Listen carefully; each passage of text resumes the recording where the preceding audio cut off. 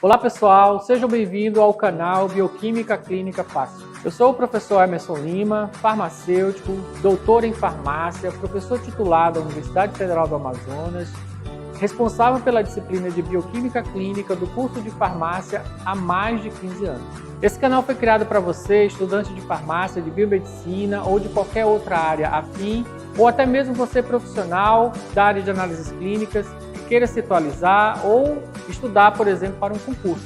Estaremos sempre postando conteúdos atualizados e com muita didática para o seu aprendizado. Se você gostou da ideia e gostar dos vídeos, deixe seu like, se inscreva no canal e compartilhe com seus amigos. Não esqueça de ativar o sininho para receber notificação do YouTube quando postarmos novos vídeos. Vamos à aula de hoje.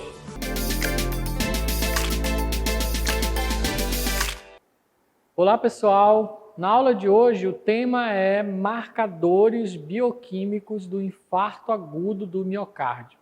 Então, nós vamos falar sobre um tema bastante importante, bastante relevante, porque a gente sabe que as doenças cardiovasculares, elas são a principal ou uma das principais causas de morte no mundo, né?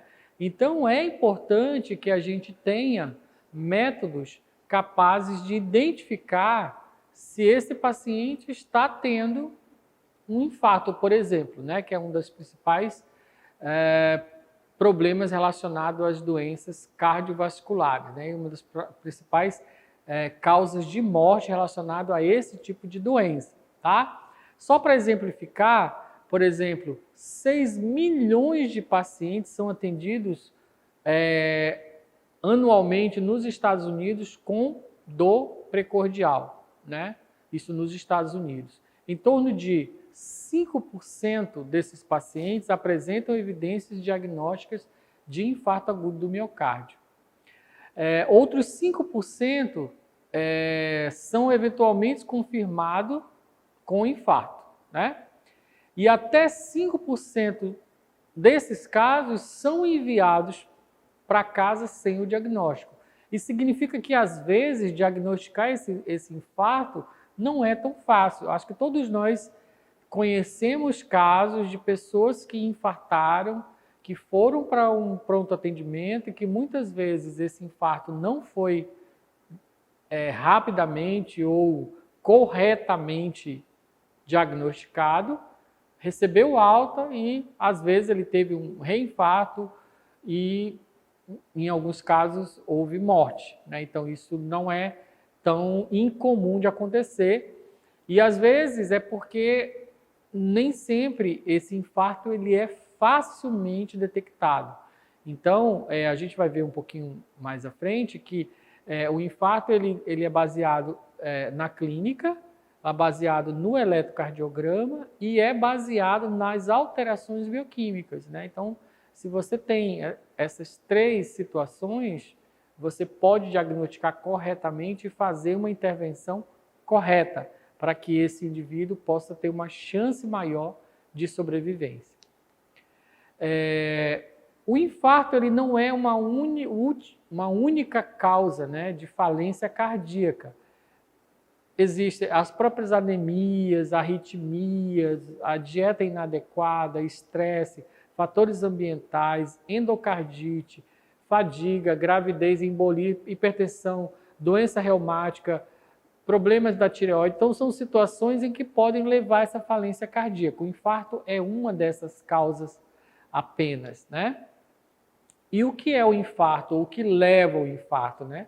Eu sempre falo que o infarto, ele é a etapa final, né? Ele é o resultado final, às vezes, de uma vida inteira de mau cuidado com a saúde. Lógico que existem, às vezes, causas genéticas incluídas, causas genéticas relacionadas, mas ele em grande parte das vezes, o resultado de uma vida inteira aí de não cuidado com a saúde. Às vezes com a alimentação, às vezes com a falta de exercício, às vezes com a saúde mental, né? O estresse ele é um fator predisponente. E o infarto ele é aquela região do tecido, né, que vai ficar momentânea às vezes, ou às vezes definitivamente,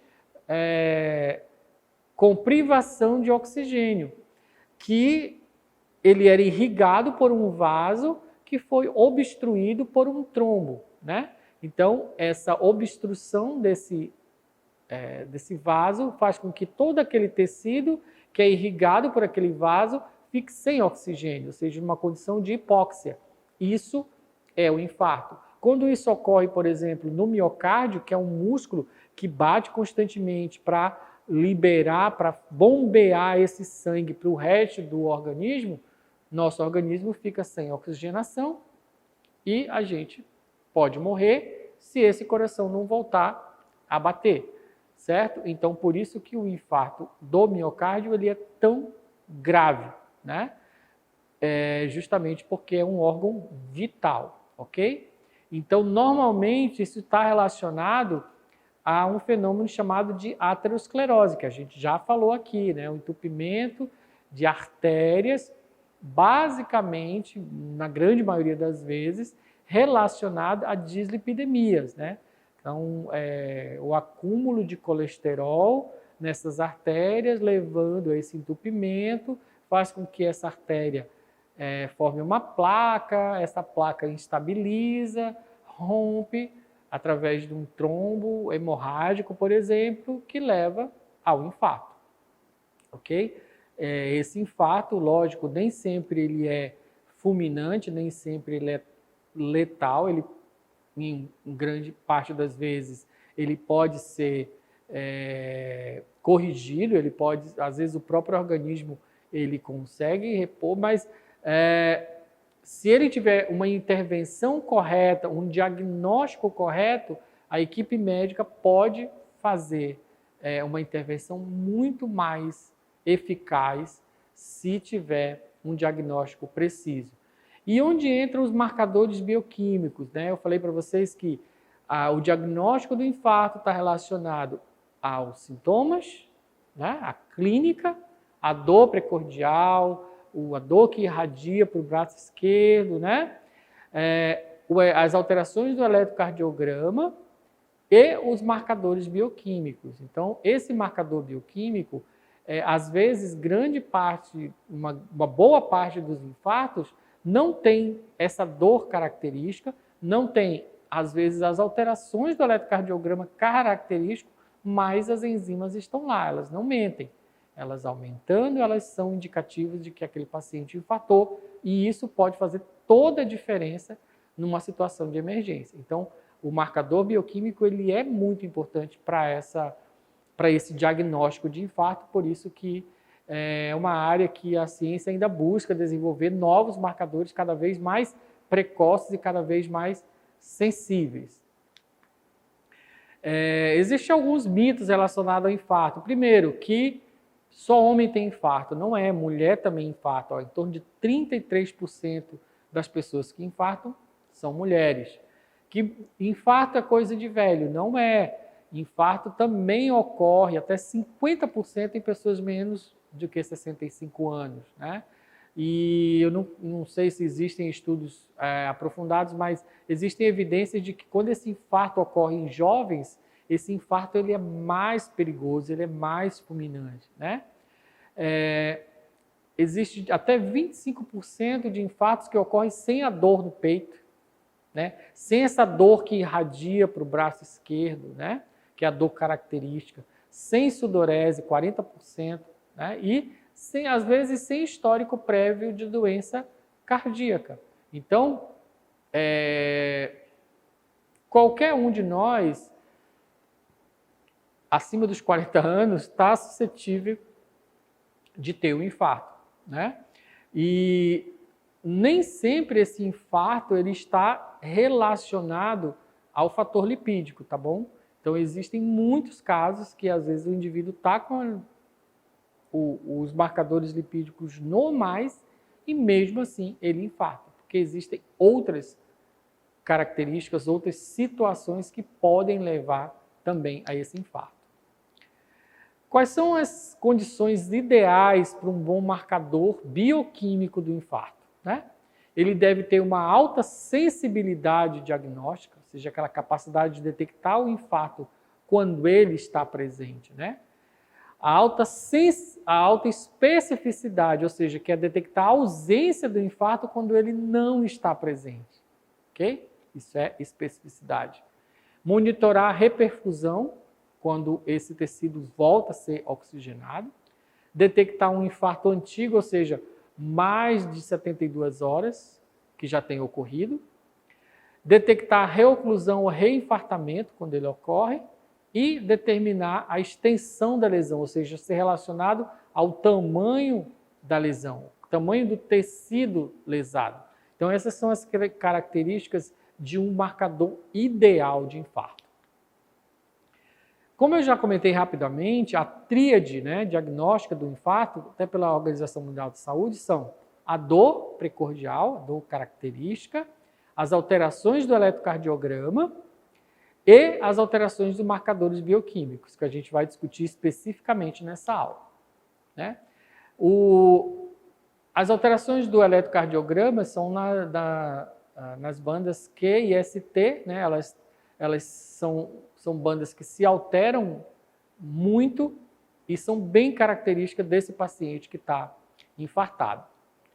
Algumas dificuldades no diagnóstico do infarto. 50% dos pacientes apresentam história clínica não característica do eletrocardiograma inicial. E são inconclusivos para o infarto, né? Então, desses pacientes que estão infartados.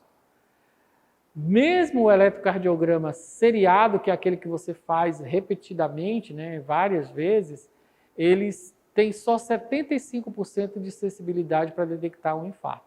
Então, o eletrocardiograma sozinho passa muitos pacientes que infartaram por ele, sem ser diagnosticados. E aí entram os marcadores bioquímicos, tá? Que eles são uma ferramenta muito importante para o clínico para identificar esse infarto. Vamos falar nesse slide, traz um pouco da cronologia desses marcadores, né? Do que existe até hoje, né? O primeiro marcador usado aí nos anos 1950 foi o TGO, né, a transaminase. Na época não existiam outros marcadores e a gente sabe que o TGO é uma enzima que está presente com bastante especificidade, não especificidade, com bastante importância, né, com bastante... Ela é bem presente no tecido muscular cardíaco. Então, quando há um infarto, essa enzima aumenta bastante no plasma, tá? Hoje, ela praticamente não é mais utilizada como marcador do infarto, mas se você tiver numa situação em que não tenha nenhum outro, e esse TGO tiver aumentado e existir um risco de infarto, ele é ainda algo que pode ser usado como uma referência. Mas foi o primeiro exame usado no passado. Depois veio a desidrogenase lática, né, um marcador de lise celular de uma forma geral. Aí veio a CK, a creatinofosfoquinase, nos anos 1960. Depois veio o CKMB, já nos anos 70. Mioglobina, próximo dos anos 80. Durante os anos 80, vieram os testes de CKMB massa, ao invés do CKMB atividade, né? Aí veio o anticorpo monoclonal, que é um anticorpo mais específico. Nos anos 90, aqui ó, apareceu as troponinas, troponina I, troponina T. E a partir dos anos 2000, a gente tem novos marcadores que eu vou falar no final da aula, mas até hoje, as troponinas são os principais marcadores utilizados aí na detecção do infarto, né? Então, essa é a cronologia do surgimento, né, do aparecimento desses marcadores no mercado. Então, os marcadores tradicionais do infarto, a gente pode dizer que são a creatinofosfoquinase, ou CK ou CPK, a fração MB dessa CK, né, que é CKMB, a lactato desidrogenase e a aspartato aminotransferase, que é o AST ou TGO. A gente tem como novos marcadores, que na verdade não são tão novos assim, mas eles já são utilizados bastante na clínica, o CK-MB massa, as troponinas, principalmente a T e a I é mais utilizada, a mioglobina, as isoformas de CK e a miosina de cadeia leve e a miosina de cadeia pesada. São considerados novos marcadores, alguns desses já estão há algum tempo, aí, como a gente viu no gráfico, aí, há mais de 20 anos disponíveis no mercado. Como eu falei para vocês, a TGO, a AST, né, é uma transaminase, ela é bastante distribuída em vários tecidos, ó, coração, fígado, músculo esquelético, rins, pâncreas, baço, pulmão, plasma. Então, ela é bem distribuída e quando o coração tem algum problema, essa enzima aumenta, mas ela também, a gente já viu aí numa aula, que ela é um marcador de lesão hepática, né? Ela é um marcador importante de lesão hepática. Então, se eu tiver, por exemplo, uma hepatite viral, esses níveis de AST vão se elevar bastante. No infarto aumenta? Aumenta, mas aí um aumento de AST, eu posso dizer que o paciente está infartado sem nenhuma outra evidência? Não, isso não pode ser dito, porque ela pode indicar uma série de outros problemas, uma série de outras alterações que não somente o problema cardíaco, né? Quando a gente estuda os marcadores do infarto, a gente avalia também a cinética de liberação desses marcadores a partir do momento do infarto. Isso é uma dinâmica importante para eu entender quando esse infarto ocorreu. Tá? Então, se a substância, a enzima, ela alcança um pico, pelo estudo prévio eu consigo identificar há quanto tempo aquele paciente infartou. E isso é importante. Ó, no caso da transaminase aqui da ST, o pico ele se dá de 16 a 48 horas após o infarto. Ok? Então, se ele alcançou o pico de AST agora, significa que ele pode ter infartado há 48 horas atrás.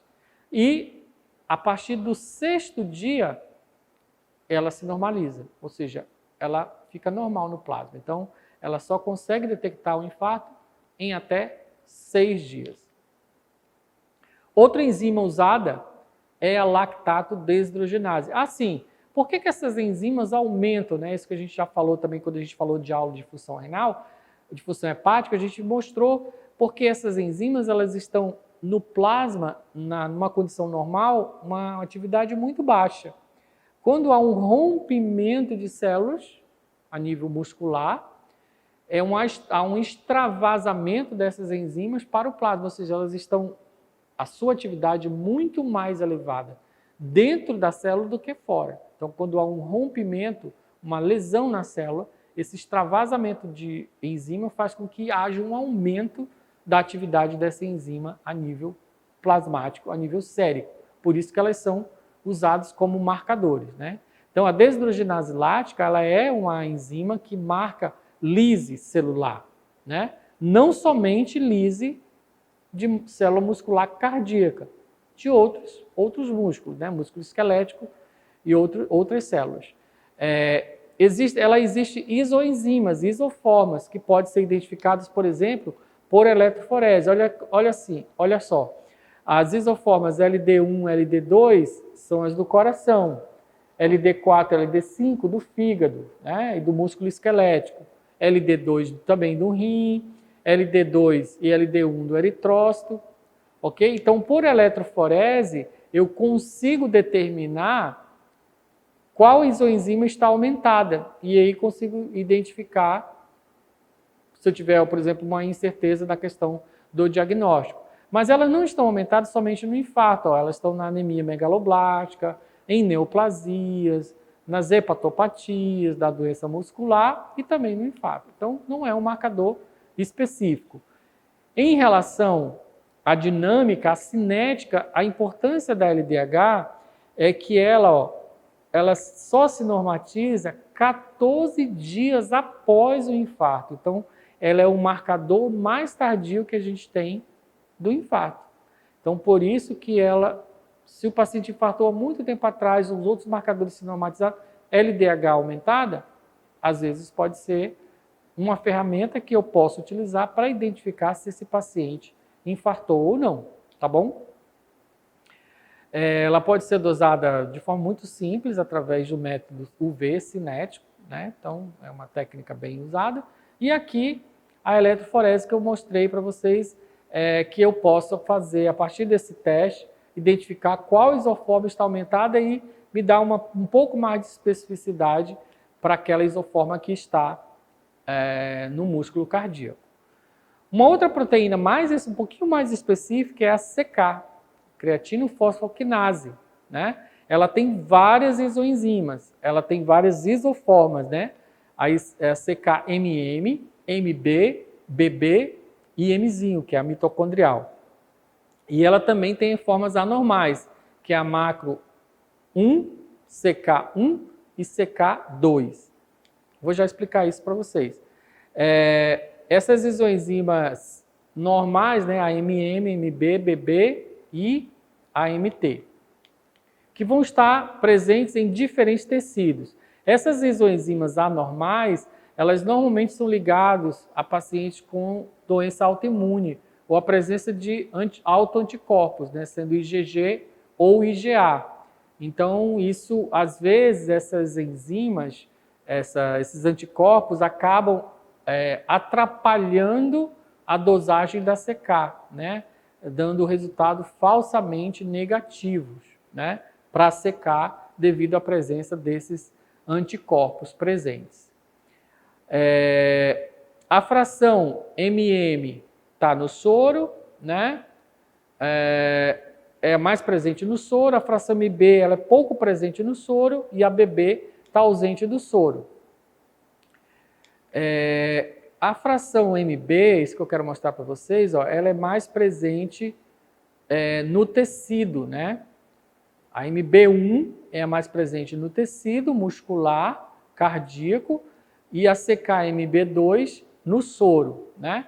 Elas, então, são formas bem mais específicas do que a CK quando a gente fala de infarto agudo do miocárdio. Por isso que elas são mais utilizadas do que a CK total quando a gente fala de infarto.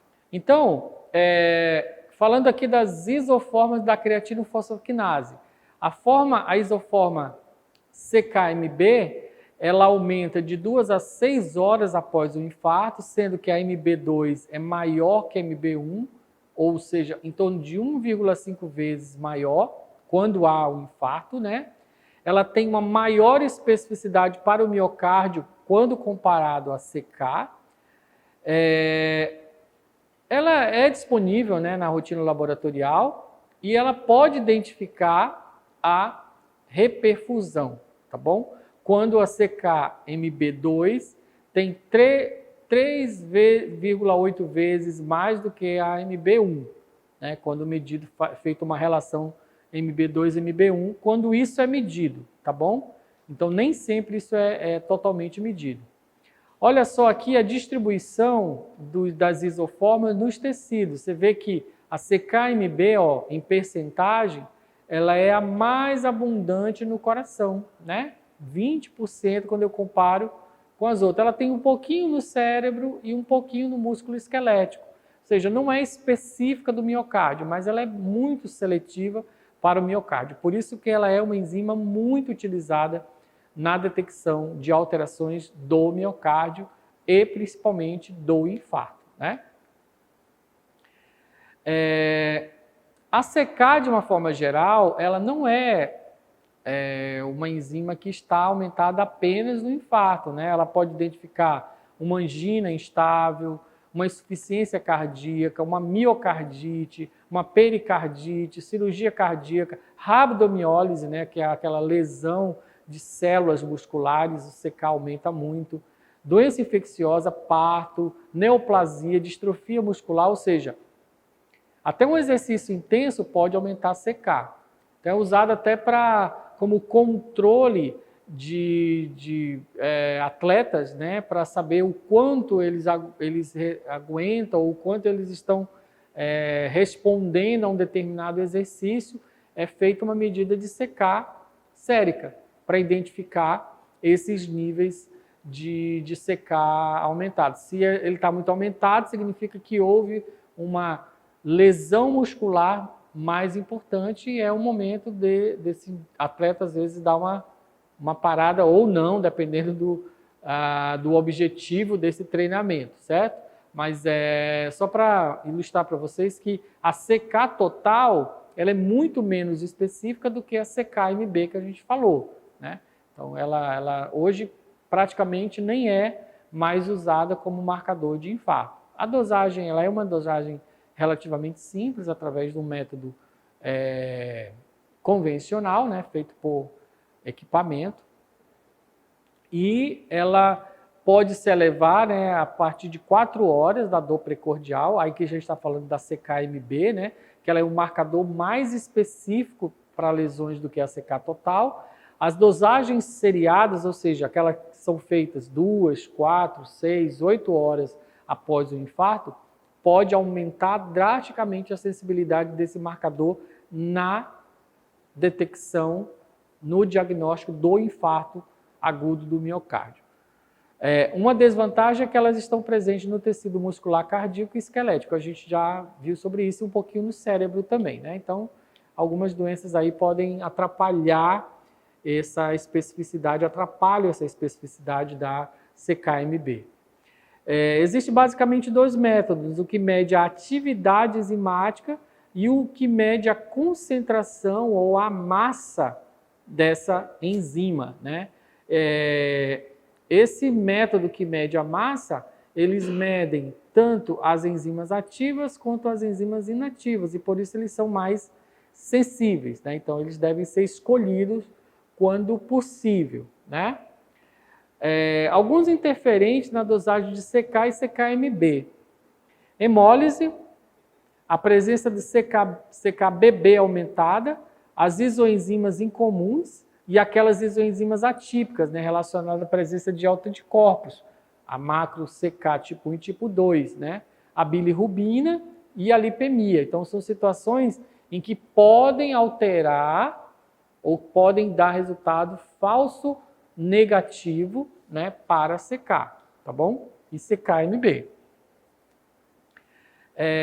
O método é baseado em anticorpos monoclonais, aqui a gente está falando já da CK-MB massa, né, que é aquele método que avalia tanto enzimas inativas como enzimas ativas, né? Então, por que esses ensaios de massa são mais confiáveis que os ensaios de atividade, né? Possuem uma melhor sensibilidade analítica, teste de CK-MB massa detecta enzimas ativas e inativas, melhor sensibilidade diagnóstica, detectam lesões no miocárdio 1 a 2 horas antes do que os testes de atividade em relação ao teste de atividade, menos resultado falso positivo, né? Possuem pouco ou nenhuma interferência com isoenzimas incomuns, atípicas ou hemólise. Então, a CK-MB massa é um método bem melhor do que o CK-MB atividade. A desvantagem dela é que custa em torno aí de 8 vezes mais, né? Esse resultado é um dado que não está tão atualizado, mas talvez hoje seja um pouquinho menos, mas mesmo assim esse teste ele é bem mais caro do que o CK-MB atividade, tá bom? São os valores de referência, né, para a CK-MB, né, menor que 25, e aqui é a cinética, né? Aumento de 3 a 8 horas, normatização de 2 a 3 dias. Né? Os critérios para o diagnóstico, aumento maior que 25 unidades por litro ou 10 nanogramas por ml, no caso do CK-MB massa. Né? A curva temporal característica para o infarto. Isso é importante, por isso que é importante fazer ele de forma seriada. Tá bom? E aí a gente vem para os marcadores mais utilizados, hoje mais conhecidos, né, do infarto, que são as troponinas cardíacas. Né? As troponinas, a mais conhecida é a troponina I, né? Mas também tem a troponina C e a troponina T. sendo que a troponina T e a troponina I, elas são exclusivas do miocárdio, ou seja, só ocorrem no miocárdio. Então quer dizer que o aumento delas significa infarto? Não, né? Porque existem outras doenças do miocárdio que não necessariamente o infarto. Uma inflamação ali, né? Outra, uma necrose, outras situações que não necessariamente é um infarto. Mas se tiver sintomas, o eletrocardiograma e o aumento de troponina, eu fecho o diagnóstico de infarto, ok? Por isso que elas são tão utilizadas aí como enzimas marcadoras do infarto, né? Vantagens das troponinas em relação a CKMB, né? Menor tempo de detecção, maior especificidade e maior meia-vida plasmática. Então, esses são fatores bem importantes, né? Elas conseguem detectar o infarto antes da CKMB, com mais especificidade e elas ficam mais tempo aumentadas para detectar um infarto mais antigo. Então, daí são as vantagens das troponinas em relação à CKMB. Elas são aquelas proteínas que ficam lá no complexo regulatório miofibrilar, né, do músculo, e algumas são específicas do músculo cardíaco, tá bom? Importâncias, características da troponina T, né? Ela tem maior especificidade que a CKMB no diagnóstico do infarto. Ela tem um valor preditivo positivo para complicações da angina estável, né? A angina é aquela dor que você sente, que às vezes ela é estável, às vezes ela se instabiliza e ela pode ser um fator importante para que esse paciente possa infartar. Então, detectar essa angina é importante como um marcador bioquímico, né? E ela também serve como um marcador tardio do infarto. São essas diferenças que tem em relação à CKMB, né? Desvantagens: presente no tecido muscular de regeneração, elevado em pacientes renais, elevado em pacientes com pneumonia, elevado em diabético, com comprometimento renal e um custo ainda elevado, né? Troponina I, ótima acessibilidade e especificidade para detecção do infarto agudo do miocárdio. Dosagem múltiplas atingem 100% de sensibilidade, acho que é a principal característica dessa enzima. O teste mais específico para a lesão do miocárdio que a troponina T, por isso que ela é a mais utilizada. 100% após 12 horas, né, 12 horas após o infarto, e valor preditivo positivo para complicações de angina estável. A gente vai ver um quadrinho que vai mostrar isso. Ela aumenta de 4 a 6 horas após a dor precordial, e ela só vai o pico é de 12 horas, e ela só vai se normatizar de 3 a 7 dias. Então, consegue detectar um infarto bem tardiamente, né? Desvantagem: sensibilidade diagnóstica menor que a mioglobina. Ela não é tão precoce como a mioglobina, que é o marcador mais precoce que a gente tem, né? Ela não se eleva antes das 6 horas. Ainda existem problemas de padronização nos ensaios, isso hoje já está praticamente corrigido, e o custo ainda é algo que pode ser um problema, mas na maioria das clínicas isso não é um problema. Lembrando que esses exames, eles normalmente estão mais presentes nessas clínicas especializadas de urgência e emergência, que atendem especificamente esses pacientes que chegam com essas suspeitas, né? Elas não estão disponíveis em todos os laboratórios, laboratórios ambulatoriais, por exemplo, pouco se faz essas enzimas. Elas estão mais presentes onde tem um centro de atendimento de urgência e emergência para esses casos específicos, tá bom? Aqui, os critérios de diagnóstico da troponina. O resultado aqui está em picograma por ml, poderia estar em nanograma por ml, né? Então, o nível normal, né, menor que 0,12, 0,15 nanograma, mas aqui está 12 picograma. A partir de 12 até 17, ela identifica uma angina instável, e a partir de 20, ou 0,2, né, nanograma por ml, ela já identifica um infarto, né? E ela, dependendo desse aumento do marcador, ela pode indicar também uma grande área lesada.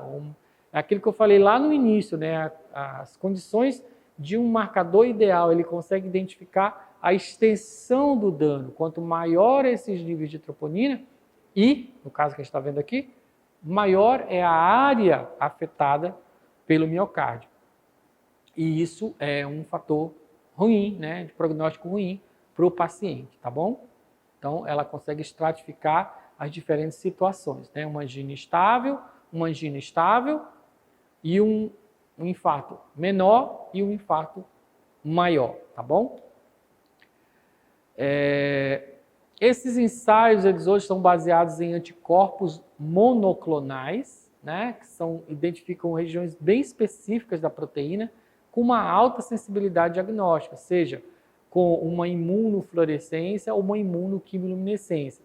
Se você tiver dúvidas sobre isso, revisite a nossa aula de ensaios e técnicas analíticas que eu explico direitinho o que são esses ensaios, né? O que é uma quimiluminescência, uma imunofluorescência, a gente tem uma aula específica sobre esses ensaios.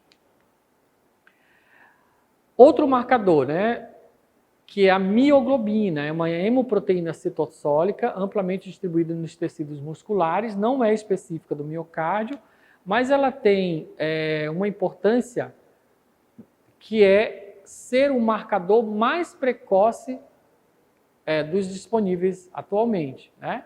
Ela é muito mais precoce, por exemplo, do que a CKMB. Então, ela tem uma alta sensibilidade, 97%, 8 horas após o início da dor, e ela aumenta 1 hora após o infarto, após a dor, né, precordial. Após a dor precordial, 1 hora ela já começa a aumentar. O pico se dá de 6 a 9 horas e ela se normatiza em 24 horas após o infarto. Ela tem uma baixa especificidade porque ela é amplamente distribuída em outros tecidos, mas se o paciente tem uma dor característica, se ele tem alguma alteração do eletrocardiograma, a presença de mioglobina coloca ele numa suspeita importante de infarto. Então, isso faz com que ela seja um marcador bem interessante de ser utilizado como método de screen, né? A especificidade da mioglobina pode melhorar se eu fizer junto com ela a dosagem da anidrase carbônica 3, que ela não aumenta após o infarto, tá bom? Ela não aumenta após o infarto. Se ela aumentar, não é infarto, pode ser uma outra situação pulmonar, etc, tá bom? Então, a mioglobina, a maior aplicação dela é porque ela é um marcador precoce, né, do infarto, e tem uma sensibilidade bastante elevada. Outros marcadores que aí são ainda pouco utilizados, mas aos poucos elas vêm sendo introduzidas na clínica.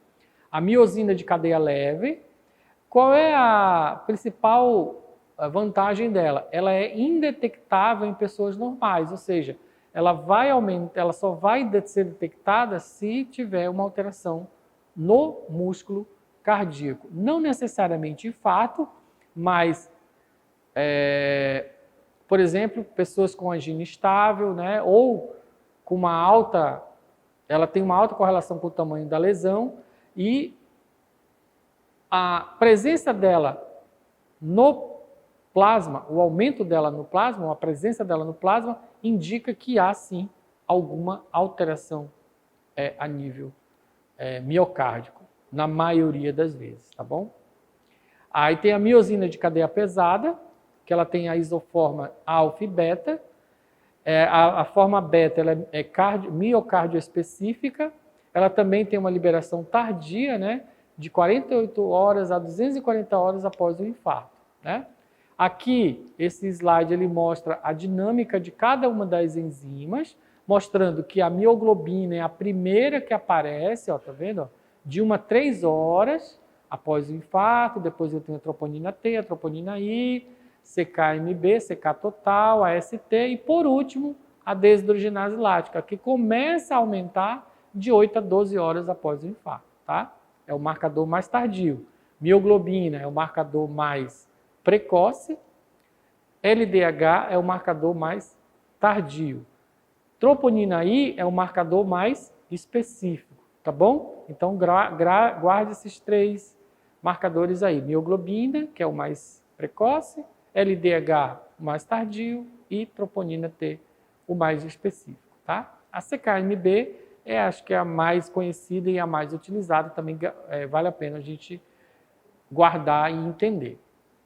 Aqui é a mesma informação, só que na forma de gráfico, né, mostrando que a mioglobina é o primeiro que aumenta, aqui em verdinho, né?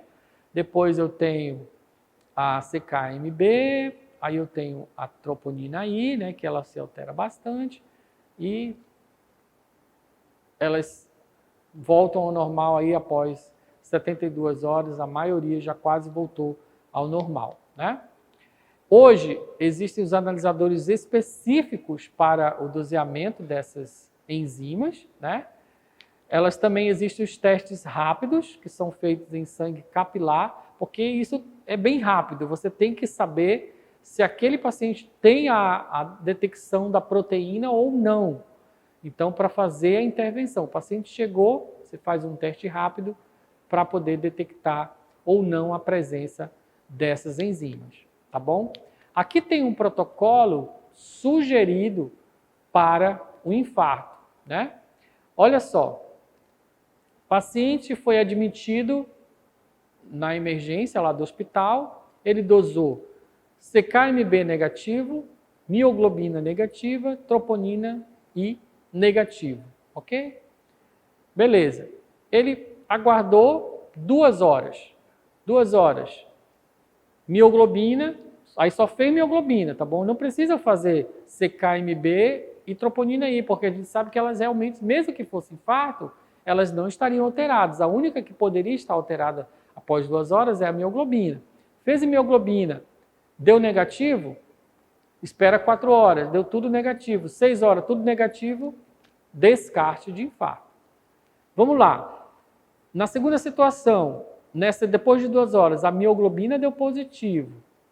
CKMB em 4 horas deu negativo. Somente a mioglobina deu positivo em 4 horas.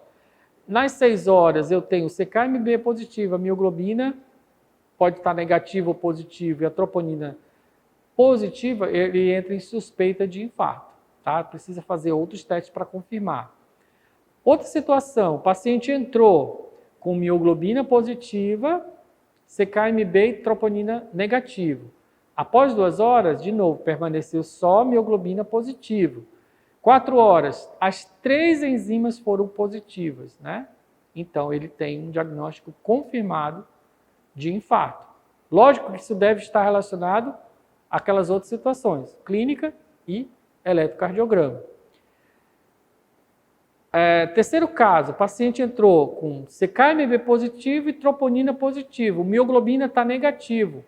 Com os sinais clínicos e eletrocardiograma, ele pode estar confirmado com infarto, porque ele já pode ter infartado há mais tempo. E essa mioglobina já pode ter negativado. Entenderam? Então, esse é um protocolo, né, que é sugerido, identificando esses 3 principais marcadores que são utilizados hoje: CKMB, mioglobina e troponina, né? CKMB, bem específica do músculo cardíaco, mas facilmente presente, né, nos laboratórios. Mioglobina, porque ele é um marcador precoce, consegue identificar um infarto 1 hora, 1 hora e meia, 2 horas depois que ele ocorreu. E troponina I por causa da especificidade, tá bom? Então, esses marcadores, junto com alteração do eletrocardiograma e a clínica, são aqueles são utilizados hoje para caracterizar o infarto. Eu digo que eles são fundamentais hoje, porque em muitos casos, somente a clínica e o eletrocardiograma não conseguem diagnosticar. E aí precisa do marcador bioquímico para finalizar. Então, guardem esses 3 marcadores, tá? Mioglobina, troponina I e CKMB. Para a gente concluir, então, as atividades da CK e CKMB, na maioria dos casos, continuam sendo bons marcadores do infarto. A CK total, ela já praticamente não é usada na rotina, tá bom? Mas a CKMB sim, principalmente a CKMB massa. Então, a CKMB deve ser substituída por CKMB massa. A mioglobina é o marcador com maior sensibilidade para o descarte do infarto agudo do miocárdio, ou seja, quando ele não está presente. Troponinas cardíacas, principalmente a troponina I, são os marcadores mais específicos do infarto agudo do miocárdio. Troponinas cardíacas têm utilidade como marcadores precoces e tardios do infarto, então elas demoram bastante a desaparecer, né, do plasma. Além do diagnóstico, os marcadores cardioespecíficos, troponina e CKMB têm utilidade como indicadores da reperfusão e são preditivos da evolução das lesões menores do miocárdio. Marcadores cardioespecíficos, como as isoformas da CKMB, miosina de cadeia leve e miosina de cadeia pesada, poderão ser úteis quando tecnicamente disponibilizadas para uso laboratorial rotineiro. Hoje nem todos os laboratórios isso está disponível, né? Exceto CKMB, que acho que já é bem utilizado. O protocolo ideal do infarto deve conter mioglobina, CKMB massa e troponina I seriadas, ou seja, 0, 2, 4, 6 e 8 horas. Esse é o excelente critério para você fazer essa identificação de marcadores bioquímicos. Essas são as nossas referências utilizadas. De novo, eu agradeço a você que ficou aqui até o final da aula. Se você gostou, dê um like, né? Compartilhe a aula, o canal com seus colegas, divulgue. Se inscreva no canal caso você ainda não seja inscrito para receber novas aulas quando a gente postar. Se tiver alguma dúvida, se tiver algum comentário sobre a aula, você pode escrever para a gente aqui embaixo nos comentários ou mandar um e-mail que a gente responde quando possível. Obrigado pela atenção.